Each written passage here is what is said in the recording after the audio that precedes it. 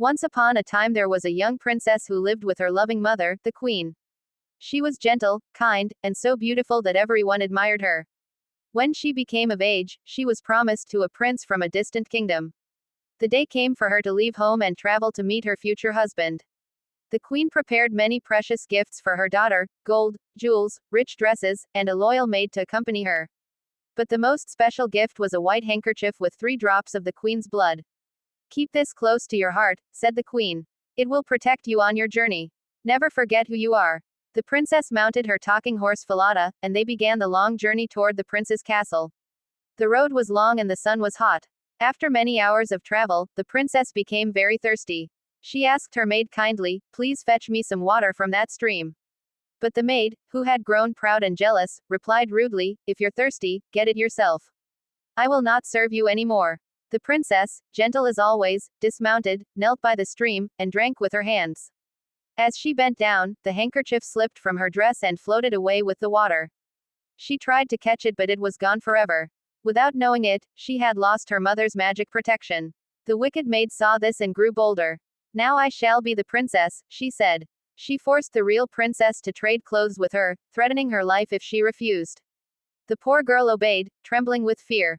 The false princess put on the royal gown and jewels, mounted Falada, and laughed cruelly while the true princess rode behind her on an old horse. When they reached the foreign kingdom, the maid pretended to be the bride and was greeted with honor. The real princess, dressed in rags, was sent to work in the royal stables. Fearing she might be recognized, the false bride ordered Falada to be killed. The true princess wept bitterly but begged the stable boy to nail Falada's head above the gate, so she could still speak to her dear friend. From then on, she was sent to work as a simple goose girl with a boy named Conrad. Every morning she passed beneath the gate and whispered, "Alas, Falada, there you hang," and Falada's head answered, "Alas, young queen, there you go." Every morning the goose girl went out to the meadow with Conrad to tend the geese. She wore simple clothes and spoke little, but there was a quiet grace in everything she did. Conrad soon noticed that she was not an ordinary girl. When the wind blew, her golden hair sparkled like sunlight, and her voice was as soft as music.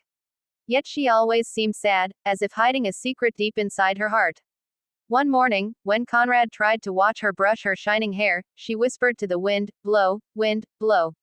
Take Conrad's hat away. Make him chase it far today. While I braid my golden hair, he must not see me standing there." The wind obeyed her words and carried away his hat. While he ran after it, she quickly braided her hair and covered it again. Conrad was amazed and soon went to the old king to tell him everything. The wise king listened carefully and decided to see the strange goose girl for himself. The next morning, he hid behind a large tree near the gate. He saw her stop and whisper to the horse's head, "Alas, Falada, there you hang," and heard the head answer, "Alas, young queen, there you go. If your mother knew your fate, her heart would break in two." The king's eyes widened. He followed her quietly to the meadow and saw her call upon the wind just as Conrad had said. When the breeze lifted the boy's hat and carried it away, the king knew there was magic in her words and truth in her sorrow.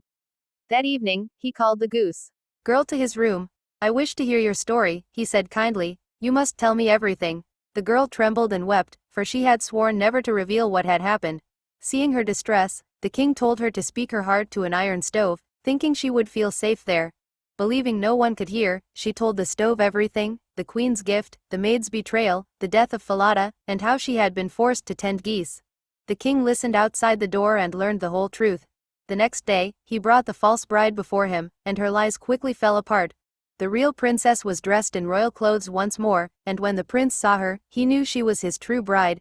Soon after, they were married with great joy, and the kind, gentle goose girl became queen, loved by all who knew her.